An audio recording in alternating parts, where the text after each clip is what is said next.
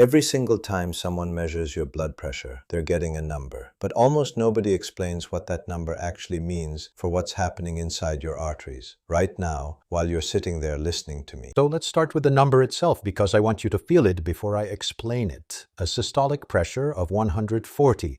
That's the line where most guidelines say we need to talk. And the terrifying part isn't that number itself. It's that roughly half the adults walking around above the age of 50 who have it don't know they have it. No headache, no warning. No dizzy spell, just a slow, silent increase in the force pushing against the walls of every blood vessel in your body year after year while you feel completely fine. That's why every cardiologist I trained under, going back over 15 years, called it exact. Textbooks call it silent killer.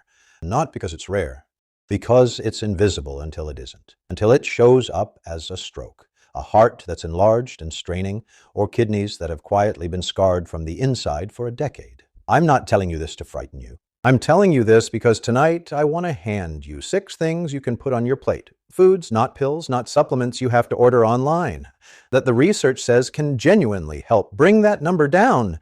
And I need you to stay with me all the way to the first one, because it's a food that most people, including a lot of doctors on a first guess, would assume is terrible for blood pressure. Salty, it's fermented. And the reason it's not what you'd expect is going to change the way you think about salt itself. So don't leave early. The one that surprised me the most in over 15 years of reading this research is the one we saved for last. My name is Dr. Seo. I trained in internal medicine and nutritional biochemistry, which is really just a long way of saying I spent a career studying what food actually does to the human body once it's inside you. Not what the label says, not what the marketing says, what actually happens at the level of your cells, your arteries, your organs. I've spent a career going back and forth between Korean longevity research, which has some of the deepest data in the world on food and aging, and Western clinical medicine, which has the largest and most rigorous trial systems in the world. And I want to say this plainly right at the start because I think you deserve to hear it. I'm not here to sell you a supplement. I'm not here to scare you into buying a 12-week program. I'm here to walk you through the actual research and tell you honestly what it does and doesn't. That's the whole job tonight. Let me give you the 60-second version of what's actually happening in your arteries, because once you understand this, every single item on this list is going to make sense instead of feeling like a random fact I'm throwing at you. Picture your blood vessels not as rigid pipes, but as living, flexible tubes lined with a paper-thin layer of tissue called the endothelium. That lining is only 1 cell thick, and it is astonishingly busy. Its main job is to constantly release a gas called nitric oxide, which tells the muscle in the vessel wall to relax and widen. When that lining is healthy and that gas is flowing the way it should, your blood moves through wide, flexible highways, and your pressure stays reasonable. When that lining gets stiff, inflamed, or starved of the raw materials it needs to make nitric oxide, which happens gradually with age, with high sodium intake, with poor sleep, with stress, those highways narrow. The same amount of blood is now being forced through a smaller space. That's blood pressure in one sentence, how hard your heart has to push blood through vessels that are either open or narrowed. Now hold on to 3 words with me, because one of them again and again over the next several minutes, and I want you to recognize it every time. The first is nitric oxide, often that relaxing gas I just described. The second is ACE inhibition, and don't let that sound clinical because it isn't complicated. Your body makes an enzyme called angiotensin converting enzyme, or ACE, and its job is to produce a hormone that squeezes your blood vessels tighter, tells your kidneys to hold onto salt and water. Half the blood pressure medications prescribed in this country work by blocking that exact enzyme. What almost nobody tells you is that certain foods contain natural compounds that do a milder version of the same thing. And the third is the sodium-potassium balance, the tug of war between the sodium that makes your body hold onto fluid and raise pressure, and the potassium that helps your kidneys flush sodium out and helps your vessel walls relax. Nitric oxide, ACE inhibition, sodium-potassium balance. Keep those 3 in your back pocket because every single food on this list works through at least one of them. And here's the one idea I want you to carry through this entire video, the lens I want you looking through for every item on this list. Almost every piece of blood pressure advice you've ever been given is a subtraction list. Less salt, less alcohol, less red meat, cut this, cut that, give this up. And subtraction advice, however correct it is, feels like punishment. It feels like your plate is getting smaller every year. Tonight, I want to hand you an addition list instead of foods that, according to real clinical research, are working for you actively while you eat them. This is the difference between telling a patient, stop doing damage, and telling them, here's what you can build. In my experience, one of those approaches people actually keep doing for the rest of their lives. The other one they abandon in 6 weeks. Let's start the climb, coming in at number 6, and I want to be honest that this is the gentlest pick on tonight's list, are pistachios. Now, why would a nut with actual fat in it be sitting on a blood pressure list at all? That's a fair question, and it's exactly the one I want you asking.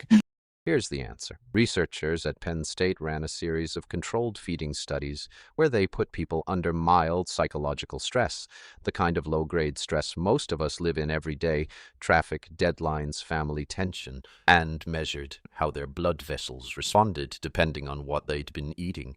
The group eating pistachios daily showed less constriction in their blood vessels during stress and lower overall vascular resistance compared to the group on a typical Western diet. What's happening is that pistachios are unusually rich in potassium, in healthy unsaturated fats, and in an amino acid called arginine, which happens to be the direct raw material your body uses to manufacture that nitric oxide I just told you to remember.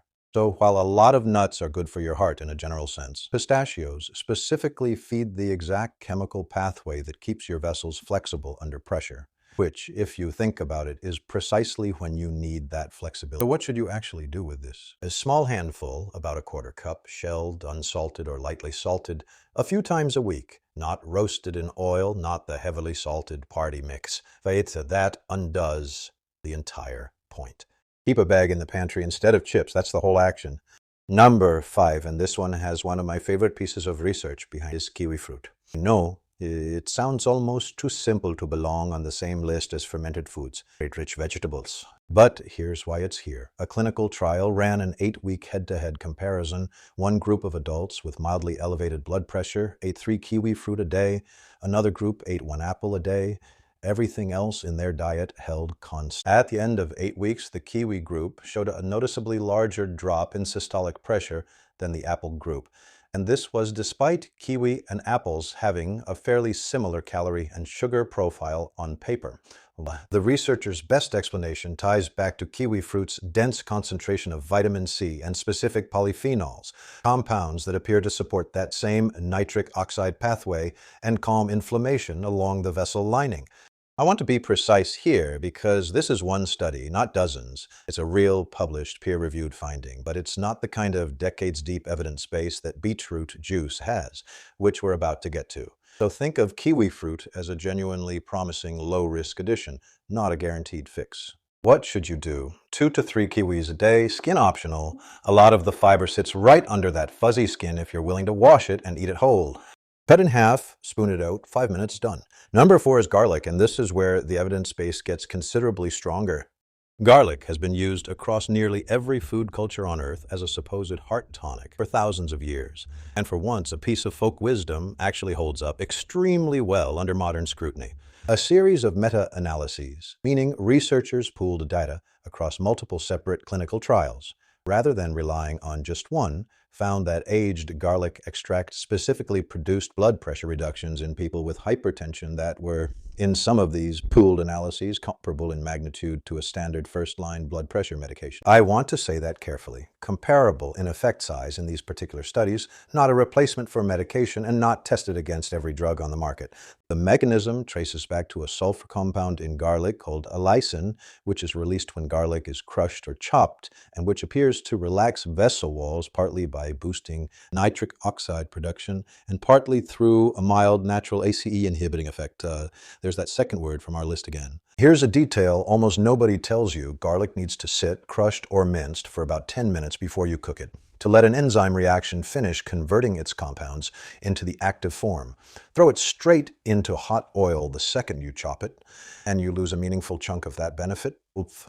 So what should you do? 1 to 2 fresh cloves a day, crushed, rested 10 minutes, then added toward the end of cooking rather than the very beginning.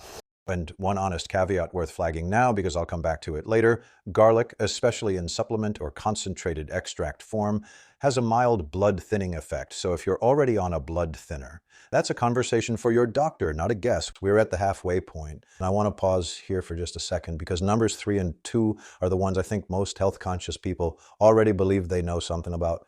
And in both cases, there's a detail that gets left out almost everywhere else.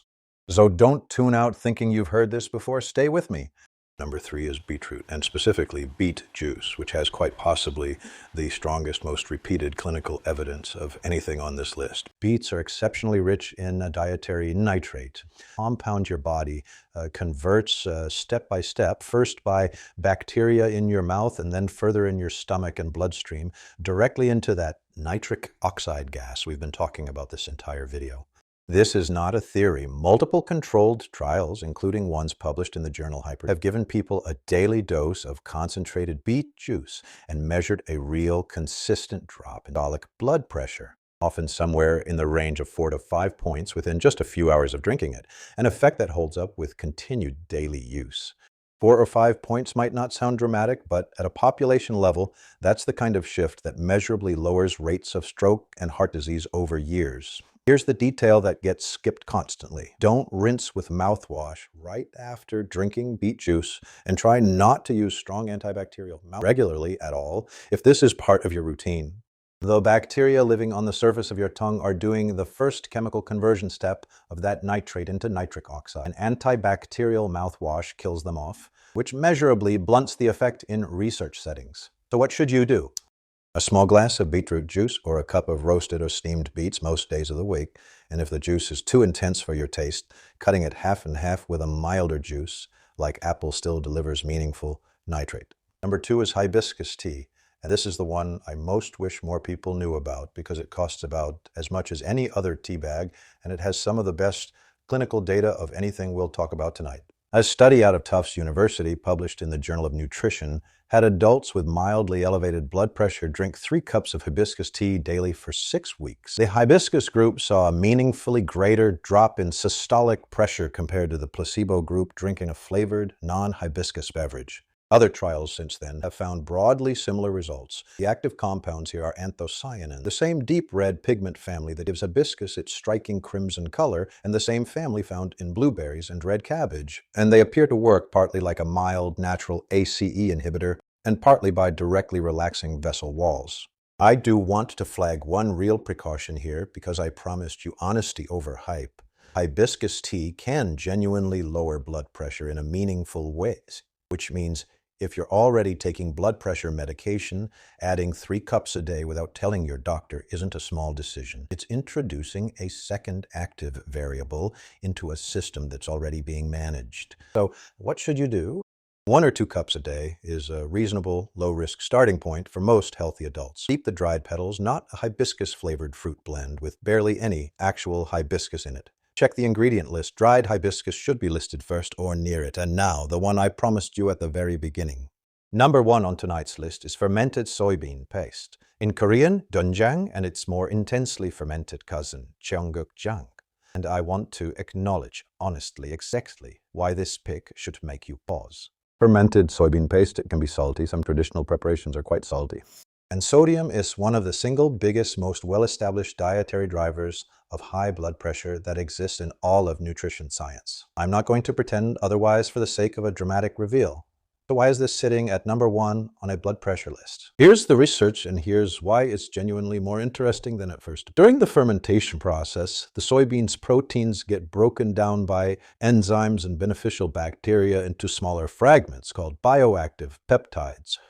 Food science researchers, largely in Korea, have identified specific peptides in fermented soybean paste that act as natural ACE inhibitors in laboratory and small human studies, meaning, going back to that mechanism we set up earlier, they appear to interfere with the same enzyme pathway that a major class of blood pressure medications target. I want to be very precise about the strength of this evidence because this is exactly the kind of claim that gets rounded up into something it isn't on other channels. This research base is real, it's published, and it's promising. And in fact, but it leans more heavily on laboratory studies and smaller human trials than the decades of large-scale clinical trials behind something like beetroot juice or aged garlic extract. This is an emerging credible finding, not a settled slam dunk one. I think that distinction matters, and I think you're smart enough to want it explained rather than skipped. And here's the second piece, which is the part that actually earns this its place at number 1. Newer, lower sodium fermented soybean pastes exist now, specifically developed because Korean researchers were paying close attention to exactly the sodium concern you're probably already thinking about. Traditional doenjang can run quite high in sodium per serving. Modern reduced sodium versions cut that substantially while largely preserving the fermentation process and its bioactive peptides. This is the entire point I want you to take from this pick. More than any individual number, a Korean or traditional food is not automatically safer just because it's traditional or because it's fermented. Fermentation itself doesn't erase sodium. What matters is the actual nutrition label in your hand, the actual amount you're using, and the actual context of your overall diet, not the story on the package. So what should you do? A teaspoon or two, not a heaping spoonful, used to flavor a soup or a marinade rather than eaten as a standalone salty side dish, ideally a lower sodium variety, and treated as a flavorful seasoning that happens to bring these compounds along with it, not as a health food you can use liberally because it's fermented. You can't make good choices for your blood pressure without knowing your numbers, and I'm going to say that a few times tonight because it's the sentence underneath everything else I'm telling you. None of these 6 foods matter if you don't actually know where you stand right now. And I promise you, a home blood pressure cuff costs less than a single week of takeout, and it will tell you more about your actual risk than almost anything else in your medicine cabinet. So let's talk about how you actually use all of this, because a list is only useful if it turns into something you do on a Tuesday evening without thinking too hard about. Here's what I'd call the everyday plate. 3 of tonight's picks folded into one simple habit rather than 6 separate things competing for space in your day. In the morning, a small glass of beet juice, cut half with apple juice if the taste is too much on its own. Somewhere in your afternoon or evening, a cup of hibiscus tea, hot or iced, instead of your second coffee or a sugary drink. And when you're cooking dinner, a soup, a stew, a stir-fry, a spoonful of low-sodium doenjang stirred in near the end, along with a clove of garlic crushed 10 minutes earlier and added in the last few minutes of cooking. That's 3 of the 6 worked into a normal day. No supplements, no shopping list you need a truck for. The pistachios live in a bowl on your counter for snacking, and the kiwi sits in your fruit bowl instead of or alongside whatever you're already eating. Oh, you don't need to force all 6 into one meal. You need 2 or 3 of them, becoming boring, automatic parts of your week. Let me tell you about a patient I'll call Robert, because I think his story explains why this addition-based approach actually works better than the subtraction lists most people are handed. Robert was 68, retired, managing blood pressure that sat stubbornly in the 140 to 150 range despite being on a single medication. Doctor's advice, which was medically correct, was the standard list: less salt, less alcohol, lose a little weight. And Robert told me, almost apologetically, that he'd heard some version of that list for probably 15 years, and it never quite stuck because it always felt like the conversation was about what his life was going to have less of. What changed wasn't a dramatic overhaul.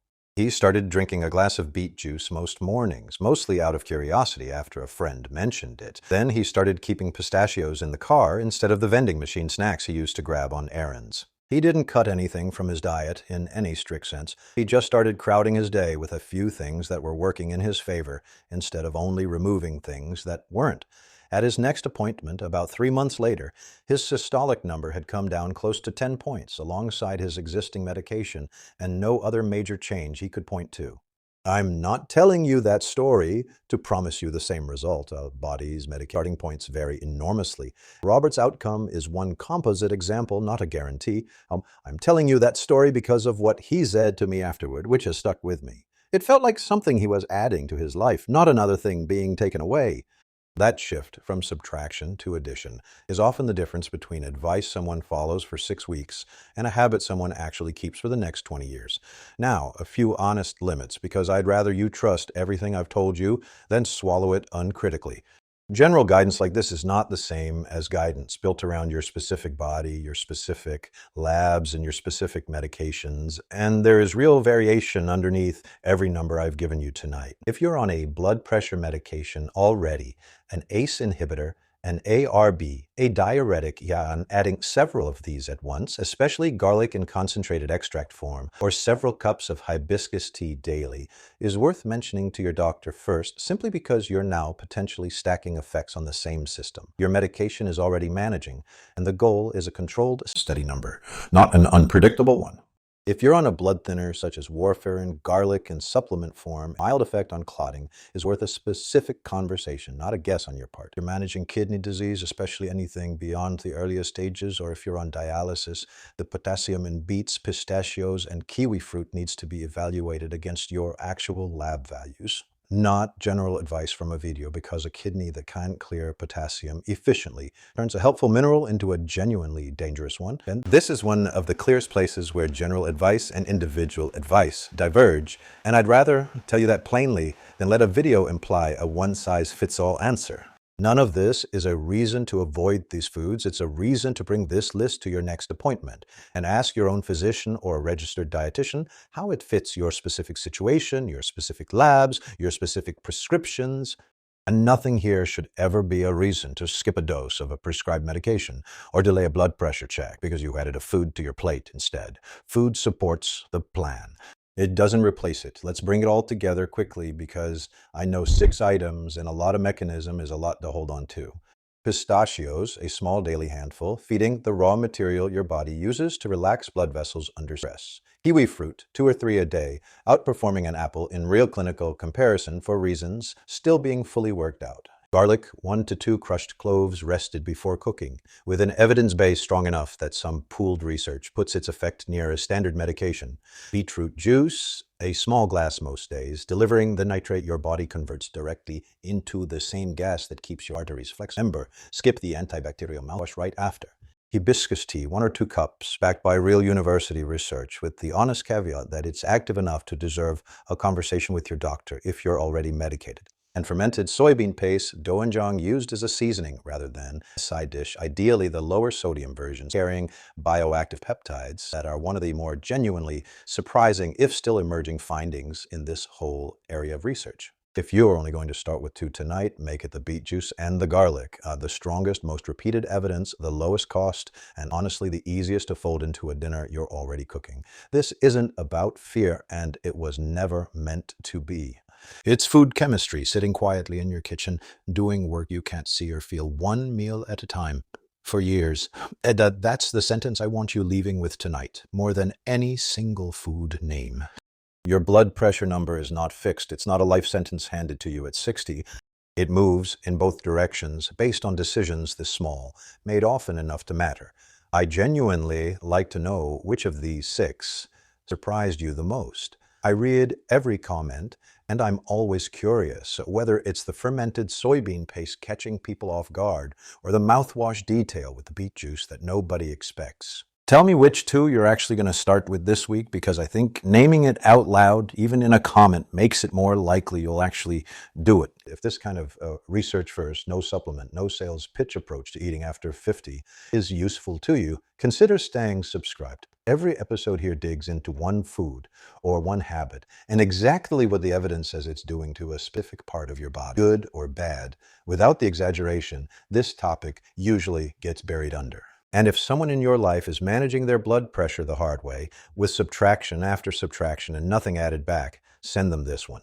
It takes them about the same time as a cup of tea to watch, and it might change what's in their kitchen tonight. Next week, we're turning to 5 everyday drinks that are quietly working against you, including one that a lot of people specifically choose because they think it's the healthy option. I'll see you then.